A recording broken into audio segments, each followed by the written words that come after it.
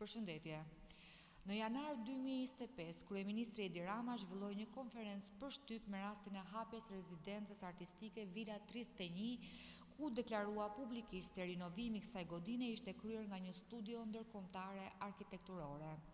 Në njoftimet publike në rrjetet sociale, faqja zyrtare e Vilës 31, Art Explora bën me dije se në prill 2025, godina është rinovuar me mbështetjen e fondacionit Art Explora në Francë.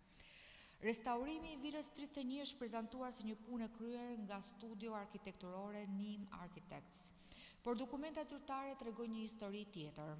Rezulton se 1.2 milion euro nga fondet publike janë prokuruar më herët për rikonstruksionin e kësaj vile nga Drejtoria e Shërbimeve Qeveritare me miratimin e kryeministrit Rama. Madje, operatori ekonomik Valona Construction është shpallur fituesi tenderit dhe më 21 korrik 23 ka lidhur kontratën me numër 144 fraksion 17 me Drejtorinë e Shërbimeve Qeveritare me afat realizimi 12 muaj, pikërisht për rikonstruksionin e Vilës 31. Këto fakte ngren dyshime serioze për mënyrën se si janë përdorur paratë e shqiptarëve.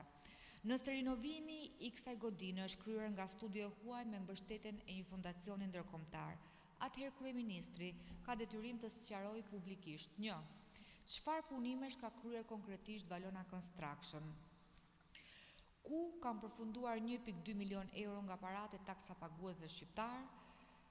Transparenca për fondet publike nuk është çështje propagande, por detyrim ligjor dhe moral ndaj qytetarëve.